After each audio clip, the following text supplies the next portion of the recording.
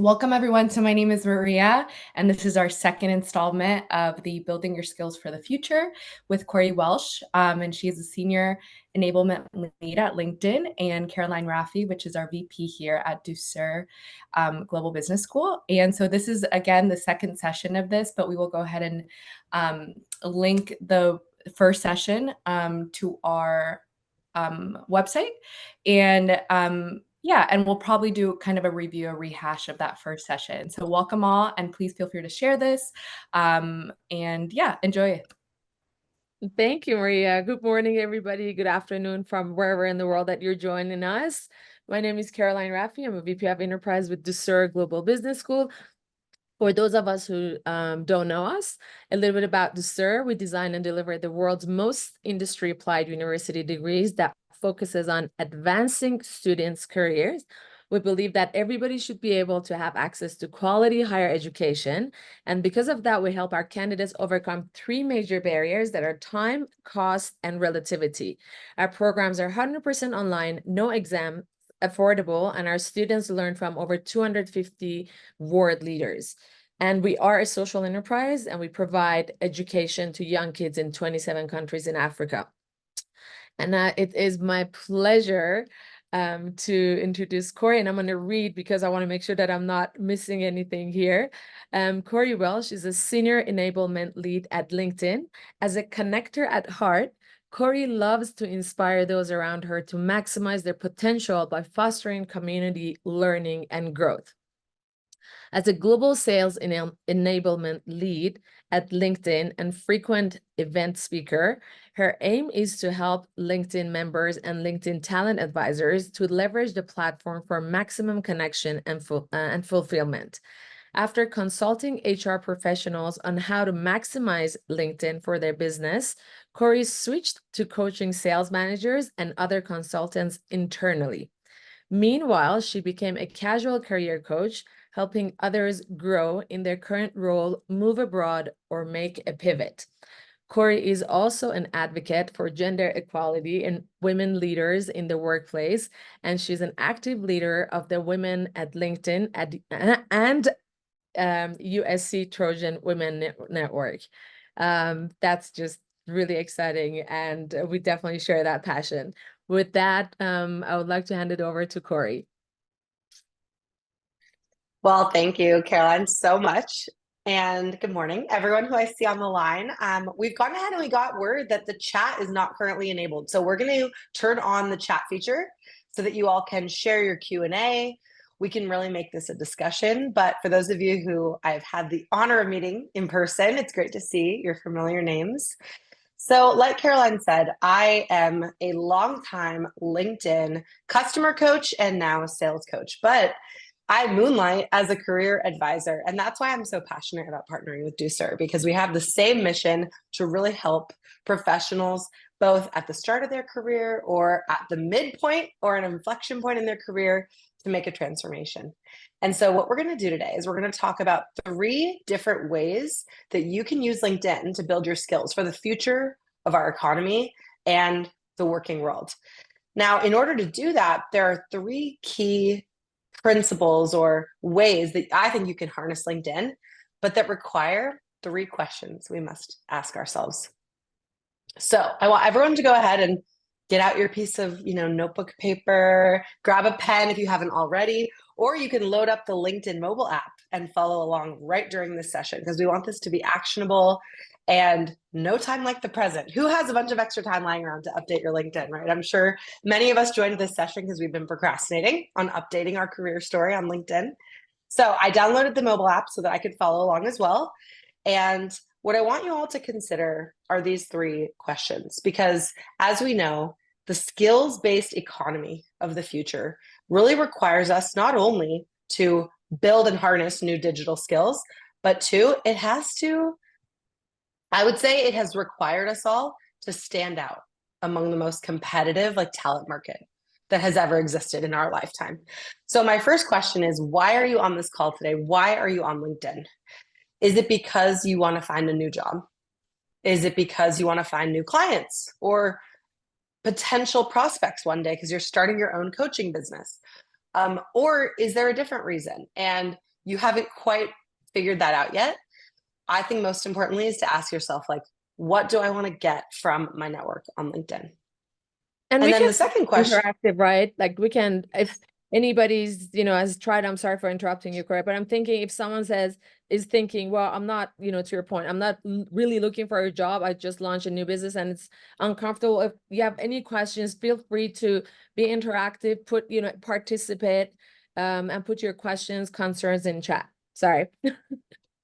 never say sorry anymore, you guys. Me and Caroline get so excited. We always jump in on each other's topics. So I love that. And I don't mind at all. Thank you, Raya, for actually kicking us off. So putting into the chat what that reason is. Oh my gosh, that's a dream. We would love that. Then we can hold each other accountable, support each other with our goals, and we can all connect with each other who are on this call today. So first and foremost, it sounds like some of you are looking to make new connections, maybe grow your network because you're looking for a new job. Maybe some people who work right with inside Ducere are looking for new people to connect with and how to find the right people organically, because maybe you're in a new role like Maria. Now, if you don't know the answer to this question yet, the only thing I would add is that is okay. Maybe you've decided that you don't know yet what you can even get out of LinkedIn, but you know that you want to practice articulating the story of who you are. That's what I think is actually the most powerful capability of LinkedIn, is it can tell your career story in a dynamic, interactive way. Unlike the traditional CV or resume, which is a stagnant, static, right, piece of paper in summary. Okay, so the second question. And what I love about what you said, Corey, is that when we first connected, I could really feel your energy and what you're about on LinkedIn, rather than if it was on a piece of paper, I would just read it with my own voice in my head. That's a really good point. I feel like LinkedIn is a unique place for all of us to share our unique voice and not just showcase like the jobs you've had, but tell the story of how you came to be the professional that you want to be now.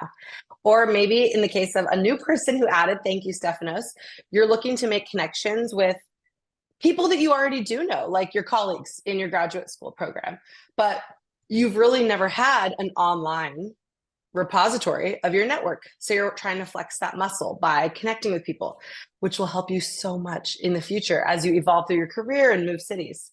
I also love that you pointed out, Stephanos, the training that LinkedIn provides. We have LinkedIn Learning video-based courses that you can use to develop your skills. So that might be the second reason you're on LinkedIn, right? Is to build your skills for the future. Okay, so once we've gone ahead and we've answered the question of why LinkedIn and why now, I think the second question that you can only answer once you know why is who. Who is it that you want to connect with? Who would you benefit from reaching? And once you know the who, that's when you can start to really grow your network with intention. So it looks like someone like Tamar is looking for making a change after being in entrepreneurship for 15 years. And now maybe you want to find a job with a big corporate or with tech. I think that begs the question of, okay, who can help you get there? Is it tech recruiters? Is it C-level executives in technology? Is it, again, like someone else on this call, prospective clients, because you're starting your own coaching and consulting business? You have to be able to answer, who is that person? Who's the demographic that you're targeting? And once you know that, then I'm going to give you a few tips for how to find them using LinkedIn's unique search capabilities and amazing demographic information. Because LinkedIn, we have more members than ever before. We recently hit a huge milestone of 1 billion active professionals on LinkedIn. So there are a lot of them out there to help you and to help you get to where you want to go in your career. But it also means that we have to stand out if you want to be 1 in a billion. So keeping that in mind throughout today's session will lend us to, okay, the third question. So once you know why, you've thought about who, the question I think is most important to consider is, what unique perspective or experience or knowledge do you bring to the professional arena that you can share and use to add value to LinkedIn? Because you might be thinking, ooh, I don't know. I'm in a career middle point. I don't know what unique wisdom I have. Guess what? Each of you are on this call because you clearly have a desire to get better and give back. That means I know that inherently you have a lot of unique knowledge. Some of you who are students still at Ducere are learning great and amazing new business leadership, educational topics that you can share out to LinkedIn. So once you consider what is the unique value like that only you can offer because of the intersection of your education and your past experience, then we'll be able to figure out what can you offer, what can you share out to LinkedIn to amplify your voice there. And that'll be our third topic of this hour that we have together. Beautiful. All right.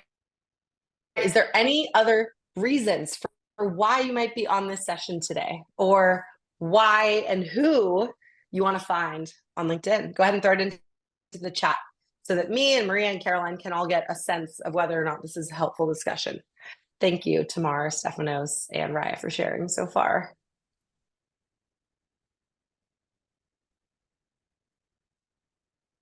We should all be reflecting right now on why it is that we want to use the power of LinkedIn. Yeah, and it has so much to offer because, I mean, back in the day when it started, it was delivering one purpose, or people weren't really, but now there's just so much that you can leverage. I couldn't agree more. We've built so many new features and capabilities of LinkedIn. So with that, let's get right to it, because there's no shortage of things I can share. So first, I always love to hear examples. Thank you, Krupa. Like find new organizations and opportunities I don't even know exist. What a good example. Because a lot of people, I think students as well that I talk to, especially in undergrad, they think they have to know exactly what job they're looking for in order to go use LinkedIn, network with people. But what about all those organizations that are only being built now? What about the industries that didn't even exist 5 or 10 years ago, like generative AI and machine learning, or femtech, the concentration of feminine-centric technologies and services that Michelle, who's on the line, taught me about? There's so many unlimited possibilities. So let's go through our 3 questions and use those to talk about 3 ways that you can really harness the power of LinkedIn to build your skills. Okay. Question 1 was, why are you on LinkedIn? Once you know the why, I think it's about how to amplify your personal story using your profile. That's where it begins. Can anyone here guess what is the number 1 activity, most common activity on LinkedIn.com? Activity as in what people are doing, or what people are wanting to get out of LinkedIn? The most common action that people take on LinkedIn, according to our data, because we can't always predict what their desires are. Any guesses in the chat? I would say connecting. Yeah, connecting with someone, liking people's posts. Oh, that's a great guess. Looking at people's headlines. Yep, we're almost there. Uploading their own CV or connecting. Guess what? It's just looking at profiles. Just looking at someone's profile is naturally the most common and popular activity, more than actually posting or looking at jobs. So it starts with you. And that first impression starts with your photo. So we have found statistically that people are 9 times more likely to get a request from someone if they have a photo that is public. And we also always encourage it to be, professional and classy, warm and engaging. But the reason I think this is actually most important is to know, if you are, let's say, trying to reach out and build new connections, you're going to get 30 times more messages if you do have your photo on public than if you decide to keep your photo private. Now, I get a lot of questions about this of what type of photo is appropriate? What if I feel that there's bias toward me because of my photo? But I do think that one consideration for what makes LinkedIn unique is that, like I've said already today, it's a living and breathing dynamic network. So imagine you entered in a room at a conference and you're there to network with people. That's what LinkedIn wants to be, is a living and breathing room.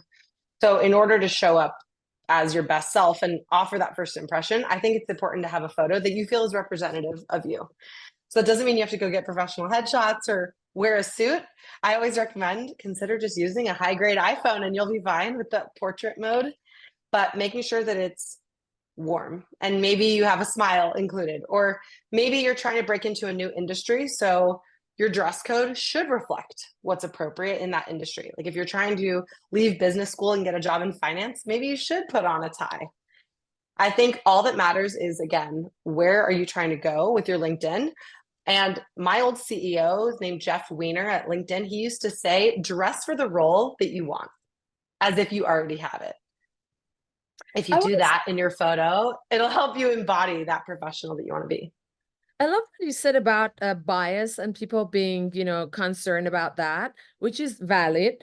But I would argue that let's say you don't have your photo and let's say you get that call and you get that meeting and you're going to show up. That's going to come to play at some point. If that group or person has that bias, it's going to come in whether it's in the first impression of them seeing your photo or when they connect with you. And then do you really want to work with those people anyway? Right. That's a great, great rhetorical question. Is that the culture you want to go into anyway? If you're concerned what people will think of your name or your appearance. Or your accent, because if you use that voice. So if because you're also interviewing others, right? So if you don't want to be part of that or they don't want to, then that's great way of filtering right off the bat. Yeah, that's a great point. When you make a connection with someone on LinkedIn or you're messaging with them, you're interviewing that connection and that employer just as much as the employer is interviewing you. Now, you did mention pronunciation, so that's a great segue to my second tip, which is actually a brand new feature in the last year on LinkedIn, is to record your name pronunciation so that people can get a sense of your voice. And if you have a name that's hard to pronounce, unlike me, you can also give people exact clarity on how they should connect with you. So this is one of our many new features that is really geared at creating an inclusive environment for people to represent who they truly are on LinkedIn. And this feature only works on the mobile device. So when you're on LinkedIn mobile app and you go to the feature called like profile, you just click on me in the bottom right corner. You can now record your name pronunciation in 10 seconds or less. Make sure you hold the phone just a few inches away from your mouth so it's good audio quality. I think this is a great way also to break the ice and give someone a sense of the livelihood of who you are. I've gotten that feedback that when someone looks at my profile, they're really able to like sense my personality. And so I'll share with you now my third tip for how you can do that, how you can bring it to life. And Stephanos, that's a perfect way to answer your question of how long should your bio be? So tip number 3 is actually where your bio begins, and that is your headline. So I'm going to go ahead and actually advance my example here to show you that before people even read your bio or the summary section, which we call About Me on LinkedIn, they're first going to actually see your headline, which is the line or two of text underneath your profile photo on LinkedIn. Yay! Sorry about the balloons. So a lot of people don't realize that the headline is a customizable field that if you don't edit it proactively, will actually just default to whatever your current job title or status says under experience. But this is a unique piece of real estate where you can tell people who you are with a common thread between the various roles you hold. Maybe in my case, I am a senior enablement lead, but I'm also a career coach, a feminist, a expat, a former person living abroad.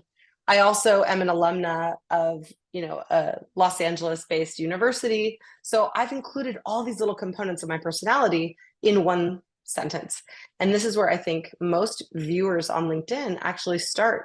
Because when you look at LinkedIn on mobile device, which happens actually, did you know 50% of the time, over 50% of unique traffic to LinkedIn is now happening on mobile. So people are only going to see a very short amount of text. You want people to know who you are right away without having to scroll down to read your bio. So to answer Stephanos's question, I think your headline should be 2 lines maximum. That's probably about 100, maybe 150 characters at most, which means we want to keep it short and sweet. But you can also use action verbs or words that really describe what it is you do rather than just who you are. So for example, those of us on the call who resonate with, academic leaders or career advisors, right? Those are one in a few. Like there are many of those, right? How do you make it so that you are something completely unique? I decided to lean in on the fact that I am a learning nerd. So I absolutely love reading. I'm intellectually curious. I love to lead training. I love to go to trainings. So I decided to summarize that by saying that I'm a learning champion for LinkedIn, because I also used to monetize our learning product that we actually sell at LinkedIn, LinkedIn Learning. So who are you? Are you a tech geek? Are you a lifelong student or a lifelong learner, as we sometimes call it at LinkedIn? And how could you summarize that? I recently gave career advice to a former college athlete who's also now an aspiring Olympian, and he also loves poli-sci and wants to go into public policy. And I said, how could you tell the world what it is you are? Is that because you are, an international citizen of the world who's curious and passionate about connecting the global economy? And he was laughing because he's 18 years old, and I was probably whoosh going over his head a little bit, but I encouraged him to think about what is the common thread between all of the jobs and roles and interests that you've had that conveys to others like what it is you want to be and what you can help them with. Then you have a headline. So I welcome everyone here to think about how you can make your headline also unique from everyone else on LinkedIn, not just a headline that anyone could have. Questions or any added tips, Caroline? Would that limit you into so it's interest, and then for individuals that are looking for a specific, field to get into, some might say, for example, I'm in business development and I want to get into any industry, would that limit you if you're putting those specific, hashtags or, by keywords in your bio? Yeah, that's a great question, by the way, about the hashtags, because the hashtags beneath my headline are actually separate, and I'll talk about those in just a minute. I do think, of course, like I said, it starts with those rhetorical questions we have to ask ourselves. So what is your goal on LinkedIn? If you are someone who loves business development, but you're looking for a new job and you're open to any industry or one of 10 industries, I think that's okay to convey as well. You're not going to want to say oh, I am a financial services business development pro. Instead, you might say oh, business development geek, passionate about connecting brands to any technology. Love it. So how do you articulate what it is that's also your versatility and how wide you're willing to go? Typically, when I speak with job seekers, I recommend focusing in on 2 to 3 roles, or at least types of role that you're pursuing. Because if you tell people, I'm willing to do anything, I want to do anything, that makes it harder for others to make a recommendation on your behalf and understand what it is that you can uniquely offer. By the way, this is coming from a recovering career switcher who has 10 interests, and I still want to do 10 different jobs after the one I'm in. So I'm not saying there's anything wrong with that. However, when you are building your brand, it's okay to be focused in on either a common set of industries or honestly just a common passion. So an example here, right, is I've done a lot of different jobs. I've worked as an event planner. I worked in student affairs in higher education. But the common thread in my last 10 or 12 years has been helping people do more with technology. I love helping enable people on how to use tech, whether that was social media, software previously, and when I worked at Apple, it was actually hardware. So how do you find that common thread? What is it that connected all of those jobs? Is it that you want to help people who are in small to medium-sized businesses? Or is it that you're actually looking to do business development, whatever type it is, whatever industry? Thank you. Great question, though. Yeah. That always lends to a great discussion, because oftentimes when people ask me a question, I'll say, it depends. It depends. It depends on what you want to do. Yeah, because okay, so the job market being the way it is, that's why I asked that question, because we get students here at Ducere that say that they're like, I have great experience, this and that, and I'm open. So that's why I asked that question for students that, okay. That's actually a good segue again to my 4th tip of the hour. And I only have 5 key tips today that are a little bit of a refresh from our first session, but the next one is your summary, or I believe you asked Stephanos, the bio.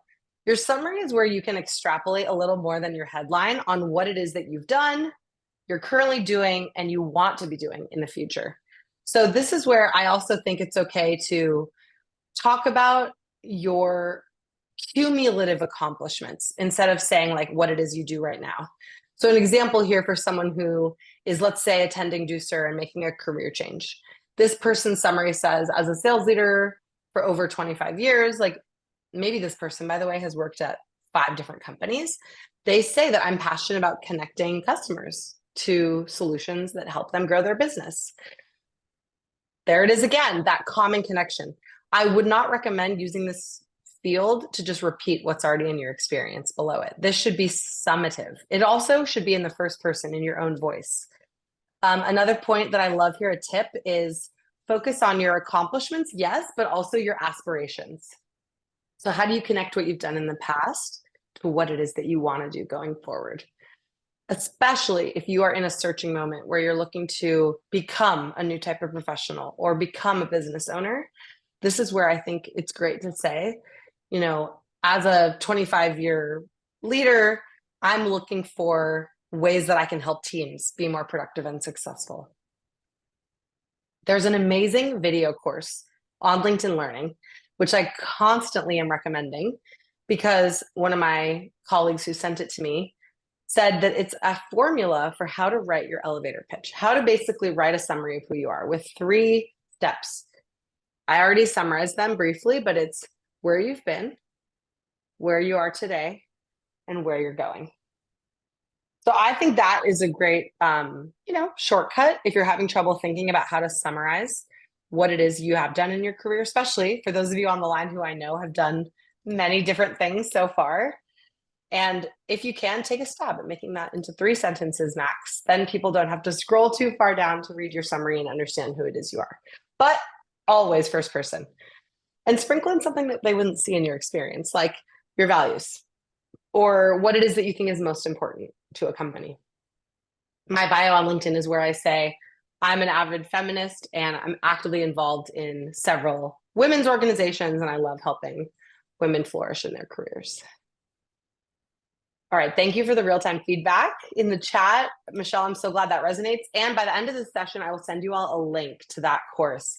It's called On Pitching Yourself by Jody Glickman, and it is brilliant. I need to actually rewatch that and work on my own elevator pitch as I refine what it is I can help people with, not just educational institutions, but individual career seekers too.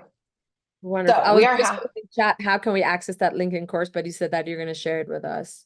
Yeah, it's a course on LinkedIn Learning, and I will search right after this demo if one of you two can't find it on LinkedIn Learning during this hour. We are halfway through our time together, so I'm going to wrap this first component of why are you on LinkedIn? How do you tell the why and the story of who you are? The last way I think that you can do this really well is by activating what we call creator mode. So creator mode is a new level of amplifying your profile that LinkedIn has recently enabled. It does a few things. It lets you showcase your profile through the content that you post and the topics that you like to talk about. And by enabling things like creator mode, it allows you to do things like add a custom hyperlink right to your profile summary. Let's say you have a website or you're looking to create a website. Secondly, it allows you to reach a slightly larger audience. It tells LinkedIn, hey, I want to be a voice that people can hear. So it turns your connect button to be follow instead of connect. And people can look to you as a thought leader in your industry. And then the last creator tool that I just recently refreshed on this morning is it allows you to host what we call a LinkedIn Live. Has anyone here hosted a LinkedIn Live event or been a part of one? I've been a part of one, but I've never hosted. No, it was great. Ooh. Well, one of my closest friends who is also now one of my coaches, she actually is using LinkedIn Live to host virtually podcasts that are video-based podcasts. And I cannot recommend them enough as an amazing tool. If you're too scared to start your own podcast or scared to host an event, you can create LinkedIn Live opportunities, which are video-based, and LinkedIn audio events where you can facilitate a conversation or speak about a topic that you're passionate about. So, Michelle, love seeing that you've been a part of an event. Caroline and I are thinking about how to host our next webinar like this via LinkedIn Live on linkedin.com. So watch this space. And yeah, in order to use all of those creator tools, you just have to click activate creator mode. So on desktop, go to your profile or click me in the top right corner, and you'll see right on the center menu bar of your profile, it'll say creator mode on or creator mode off. Okay, any questions about your profile before we move on to who to connect with and how? I'll pause here for questions, but I am trying to follow along in the chat. That LinkedIn Live that you mentioned, I think I attended one of your events, if I'm not mistaken, because it allows you to connect with people that are attending that session too, right? Yes. So one great benefit is by hosting a LinkedIn Live event, you can automatically invite, for example, all of your LinkedIn connections, and it gives you access to those, who have attended. But another great benefit as an attendee is if you go to a LinkedIn Live event, you can see other professionals you might not have met otherwise. So I was a part of one where I was the panelist, like I was the guest. I wasn't the host, but it's a really fun, just way to like create a dynamic conversation. It's helping me fulfill my dreams of being a talk show host. Like if I can't be on The View and talk all day, then, we can have a conversation if people are interested in it. Okay, so once you've defined who you are and why you're here, it's then time to branch into who are you here to reach and who do you want to connect with to grow your network.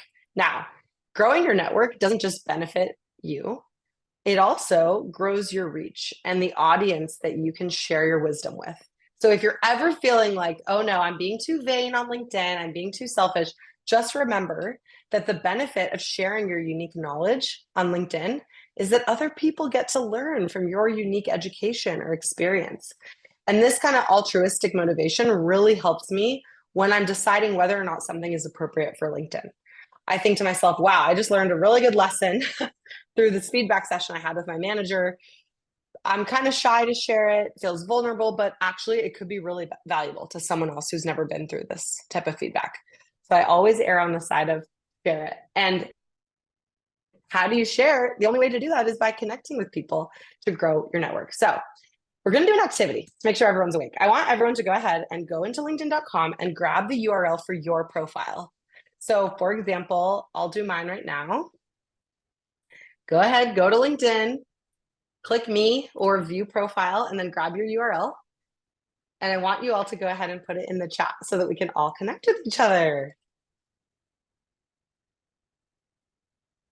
This is something that another influencer showed me, and I was like, wow, I need to do this more often. Okay, great to meet everyone whose names I'm seeing for the first time. Thomas, Raya. Oh, this is awesome. Bill, make sure you have your chat click to send to everyone.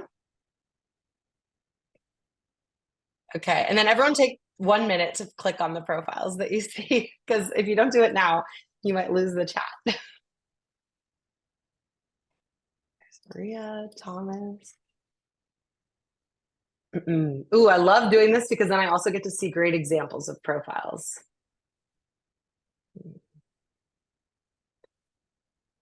Seal, good to see you.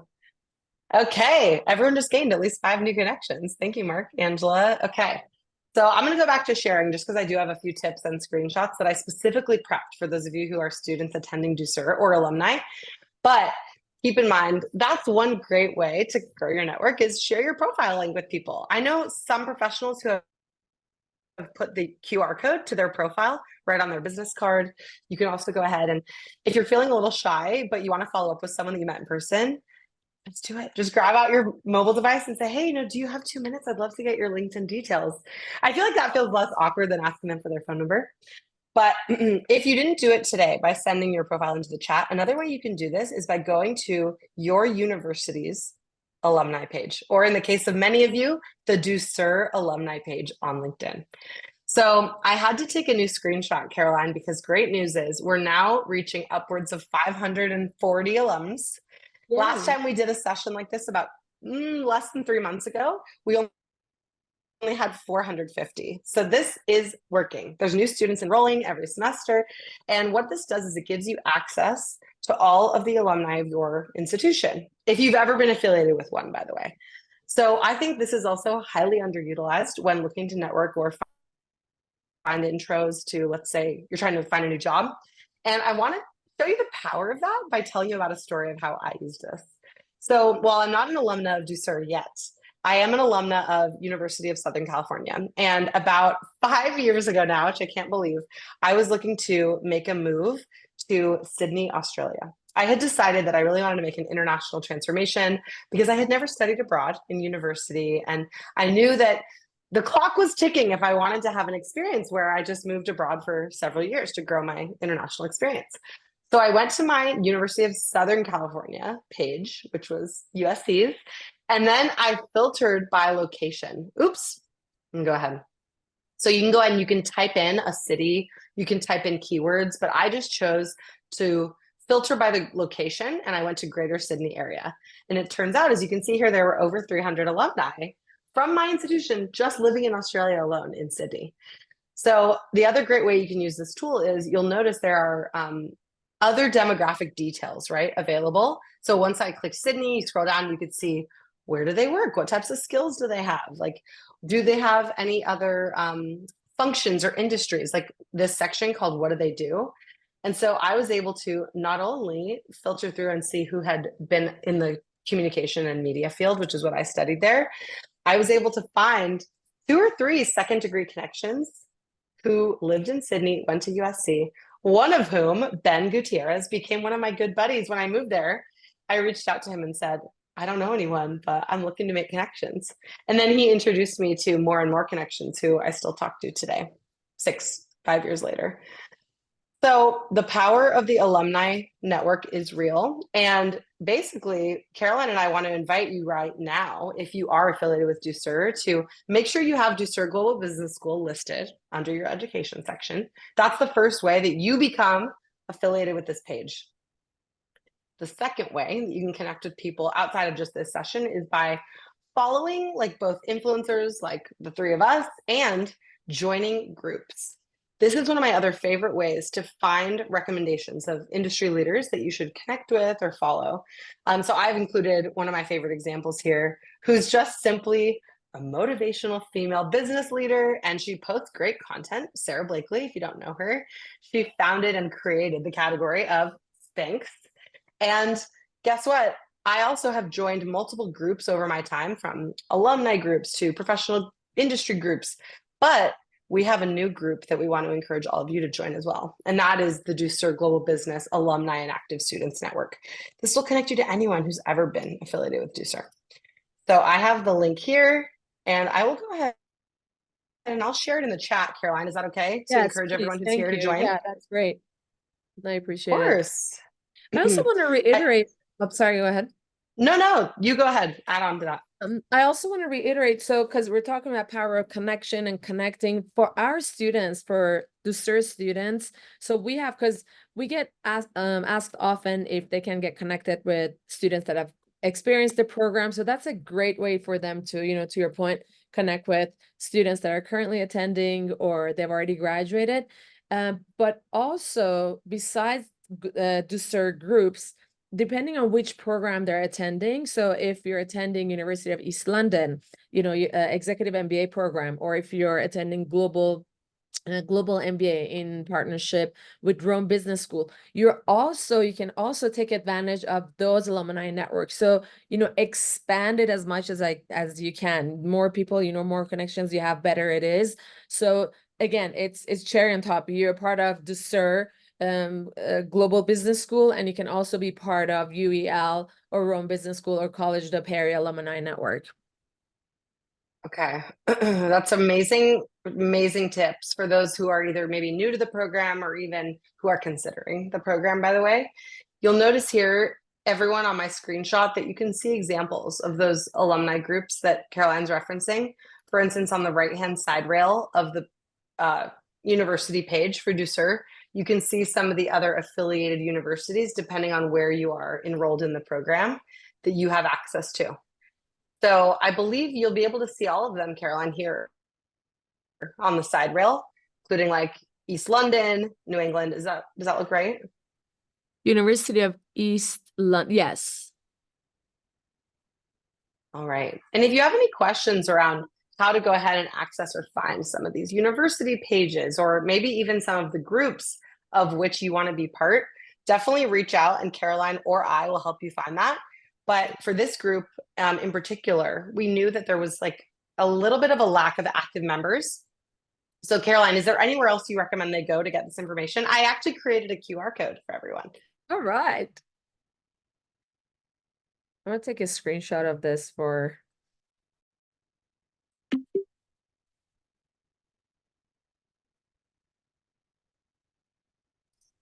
All right, everyone, forgive me. I asked Caroline to cover for me if and when I had a cough during this session, but I'm drinking tea and hopefully I'm counteracting it.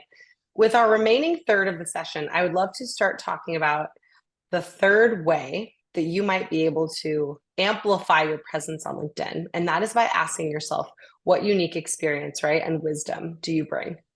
So I actually have a third story or anecdote that I want to showcase and just share briefly so I can illustrate to y'all like the power of LinkedIn. When I was living in San Francisco Bay Area, this was over now 7 or 8 years ago because it was before I lived in Sydney. I was a part of another LinkedIn professional group, which we call WISE, or if anyone has never heard of this acronym, it's Women in Sales Enablement. So I joined this group because I was actually oftentimes a guest facilitator in sales enablement. My role was to basically like help with new hire onboarding once a month, but that was as a side project. This wasn't my primary function. And I was always interested in pursuing this as a potential career. I always wanted to go into learning and development. And I knew quite a few people in the network that were basically that I admired, who I thought maybe one day I'll get to work closely with them. So I joined this group of WISE SF. Now, fast forward to about 5 years later, 2019, I was working in Sydney and there was a rare job opening for sales enablement in Asia Pacific. And I had always wanted to do this job. Sadly, I was thinking about moving back to the US, but I had to call my mom and say, sorry, I'm not coming home as early as you thought from living abroad. And I pursued and applied for this role. Now, that was in 2019. And if you do the math, I've now been in that field for 5 years. So I've grown, I've learned a lot. And I actually kind of overlooked that I'm a part of this professional group called Women in Sales Enablement because I had joined it back in the day. But recently, when I was, just doing my thing, living here in Los Angeles, I was reached out to by someone at a professional organization called the Sales Enablement Collective, and they basically organize an annual conference. He reached out to ask me if I'm interested in speaking at the conference. And I found out that he only actually found out about my profile because he was a part of this group looking for potential speakers. Now, I had a career goal, Caroline knows, last year in 2023 to speak at my first professional conference. So this was such a cool example of the power of LinkedIn professional groups and the community that LinkedIn can build. Even if you don't feel like you know exactly what it is that right now you'd have to offer or want to speak about, if you join a group, you never know where it could lead later as you build your expertise and your thought leadership. So I did speak at the conference in October in Oakland, California, and it was so fun and rewarding. It actually made me realize that I think I want to be a manager in this function. And it was all because of that random email that I got on LinkedIn. So keep in mind, if you think about what unique experiences and perspective do you have to offer and that you want to share with the world or your network or maybe even just one other person, this will help you find your voice. And I'm pretty confident that you can use your voice to share those gifts or your unique knowledge in a way that's not boastful. It's actually generous and helpful because our mission, right, for LinkedIn is to connect the world's professionals. That's all in service to create economic opportunity, help people grow their skills, help people find jobs. So again, if you're ever not sure whether something is fair enough to share on LinkedIn, or you think, who am I to share my knowledge on LinkedIn? Just think about how you're contributing to that creator economy of knowledge. Like all the collective professional knowledge in the world, we want to put it on LinkedIn. And I want to go back to what you said in the beginning, 1 billion, people being on LinkedIn. That would say one of the best ways that will make you stand out. If you share your knowledge, if you're actually generous with, you're a perfect example for it, generous with your time, with your knowledge and sharing and want to actually make a difference, that will make you stand out. And that would, I think, genuinely attract, people that you can help and they can help you. That's an amazing point. And I should have even said that more explicitly. I think if you want your profile to stand out and you want people to build a rapport with you, trust that first impression I mentioned, or have a sense of trust toward you, what better way to do that than to share your voice on top of sharing what's already on your profile? So I'll leave you with a few ways that we recommend you do this on LinkedIn. Hopefully these will just like spur up some creative ideas for you. And then would love any questions you have, keep putting them in the chat. Okay. Great to know, by the way, that everyone requested Caroline to be in the group. So we're already on our way to starting to share more. Okay, so the first way you can begin to share on LinkedIn is by contributing to your network through a post. And LinkedIn has made it very easy for you to post by actually giving you recommended topics or ways to post. When you just click share, or I think the word is actually post in the blue button, you have 5 different ways that you can create a post. It'll say, do you want to celebrate? Are you looking to find help with something? Are you offering help on something? Or are you trying to share and socialize a job? Like, are you hiring? The last way you can get kind of interactive with your post is you can create a poll and ask your network to give their feedback on something, which I love experimenting with those. So here are a few examples of how these can come to life by the way, going beyond just text. On the right-hand side, there's an example of someone in my network kind of just put it out there and said, what does authenticity mean to you? It started up this dialogue around authenticity. Or on the left-hand side on the bottom with Kayla Luce, you can go ahead and you can celebrate someone. You can basically give someone like a little shout out and it'll go to your network, which I think is a fun way to build your own brand awareness, but also elevate someone else's brand awareness. So Caroline, you might be getting a kudos sticker later today in your network feed. Lastly, if you look up in the top left, there's also like video, documents, and other rich media types that you can post. So newsfeed updates, here's another example of my like recent multi-photo post. What they do is they just bring more life and color to what it is that you're sharing about. So this post got a good amount of engagement, which is why I share it here. I no longer work and live in SF, but I was visiting the SF office. So I decided to share what we were doing for one of our kind of cultural holidays in the office. It was around the fall season and Halloween.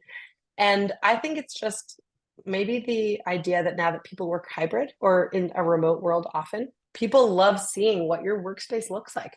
I'm helping amplify not only my brand in the office, but also the brand of LinkedIn, the culture of our LinkedIn like offices and our workspace, which is always very centered around, like fun, coming together opportunities, community-based activities like treats and Halloween inspired spin the wheel activities in this case. Also, you'll also notice that this post that got decent engagement, I had like over 5,000 engagements. It had 14 comments on the post. So typically, I point this out because typically posts that have comments get exponential more engagement, because when someone comments on your post becomes visible to not only your network, but their network. So imagine I post about today and say, hey, I had a great time collaborating with Ducere. And then my whole network of like 10,000 connections sees that. If Caroline comments on it, now her whole network of 10,000 connections also sees it. And keep that in mind when you're trying to drive up your own profile visibility. You can start by commenting on other people's posts if you're not feeling quite confident yet about what you want to post yourself. I love that you shared that. And I didn't know that's how it works, the formula, because I got a call from a female student is a single mom and has been struggling. She really wanted to get her degree, but she was struggling, when it comes to finances. And she found out about us through exactly that. Somebody made a comment on when we launched our Women in Leadership, to help women that need extra support. And that's how she learned about us. And she registered for our program. So thanks for sharing that. Yeah, I didn't know that because she said LinkedIn, but I didn't know how. And then that makes sense.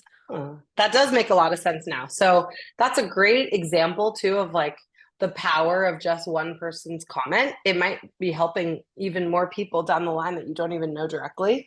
So I'll keep that in mind too, whenever I'm sharing or, responding to someone else who shared. Speaking of that, another way that you can engage with what someone has shared is you can actually write long form posts on LinkedIn. I'm sure all of you have seen this by now, but for about 5 years, LinkedIn has been enabling you to write an article, or now you can even publish what's called a newsletter, which is a recurring article that all of your followers or connections are invited to subscribe to. So this is when you have a little bit more to say than a typical block of text. And in this case, about 2 years ago, I presented at a LinkedIn company-wide conference. So I had kind of the privilege to receive an executive speaking coach. I had to practice quite a lot. And I decided to write about what I learned from doing that and prepping, because we were in an era of a lot of people returning to in-person events. And what I realized was, oh my gosh, I haven't done this in a long time. I haven't presented live in years. So I wrote down, like, here are the 10 things I did to prep for this conference in case it would help anyone else prep for their next event. And I got so much engagement. I got 31 comments on this rather than like the last one was about 14 comments. And it was just a great way as well for me to reflect on my own learning and be intentional about that. But I think it also helped build my brand as a public speaker. And who knows, maybe this article like indirectly helped give Jack faith that I would be a good candidate to speak at his professional conference that I mentioned to you guys in my previous story. So if you've never written a blog post or a long form article, highly recommend adding that to your career bucket list or, your goals for 2024. And when you do it, send it over to me so I can read it and share it to my network. Here are 2 other examples of just like my favorite ones that I ever posted, but because I've now been at the same company for so long, I remember when I was living in Australia, I wanted to share like what I've learned from working at LinkedIn for 5 years. And it was, it was a really, again, rewarding, intentional reflection. But mostly I just do it because I want to share what I've learned if it'll help anyone else to pay it forward.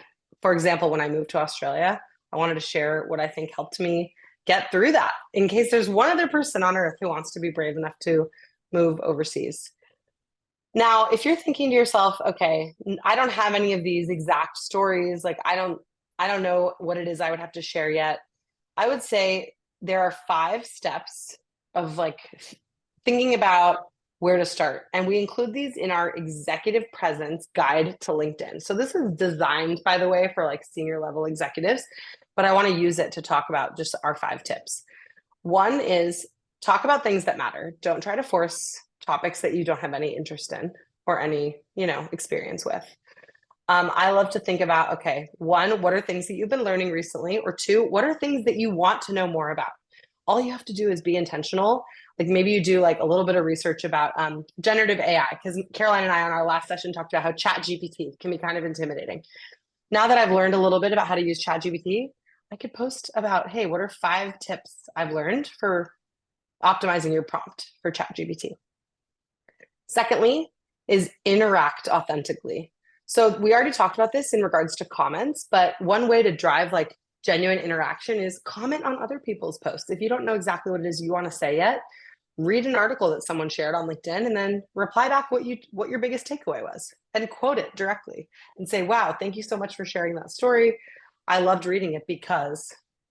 I also think not only comments, but just writing someone like a direct message is actually really, really impactful compared to just seeing a post that is interesting to you and clicking like. If you go ahead and you tell people like what was the impact of something that they shared, they're going to feel more inspired to share again next time. And like I said, posts that have comments definitely get way more engagement overall across the network. But 2, if you send someone a DM to say, hey, like here was the impact of what you shared, that could actually lead to a genuine connection, someone that you become friends with. The reason I thought of this idea is because I was just watching a course this morning on how to use the LinkedIn creator mode. And the author says, if you like this course, let me know and DM me about it. So I realized that I might need to DM her to lead by example, even though I'm a little bit shy to tell her. So watch this space and I will let you all know what she says. The course, by the way, is called LinkedIn Creator Mode. And it was really helpful. It taught me a few new ways that you can definitely maximize LinkedIn and share your content in a way that'll drive engagement on your profile. I'm writing the name of that course. Is it LinkedIn Creator Mode?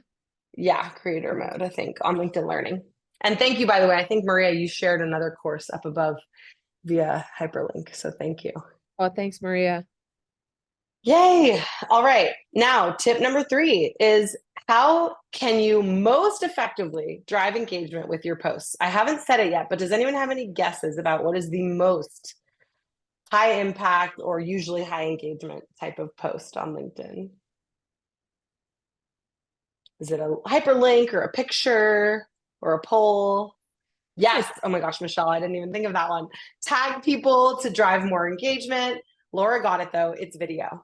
So use video if you want to drive engagement to your profile and elevate your thought leadership, because video posts get the most engagement of any other media type on LinkedIn.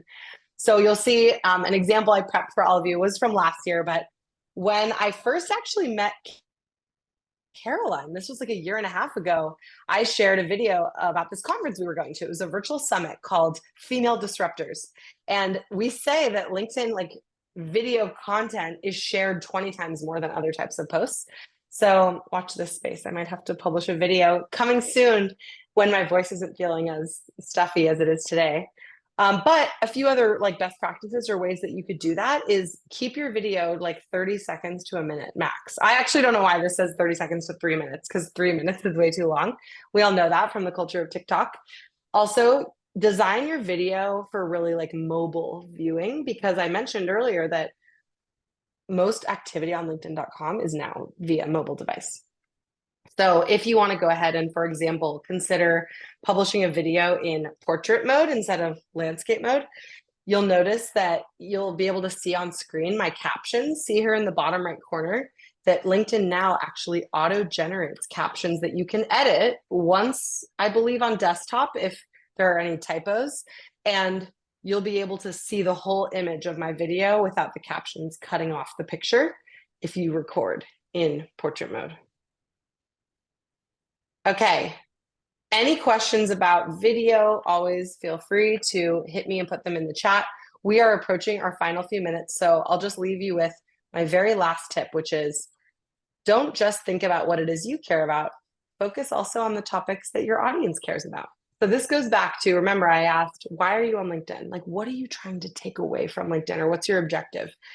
If your audience is your new clientele for your coaching business that you're starting, think about what's most important to that audience and make sure you're posting for them and in service of them as well. So I've started to see, Michelle, you're on the line, you do this really well. Caroline, you post a lot with students in mind. So thinking about who is the audience of your LinkedIn and are you posting in service of them? You'll be great.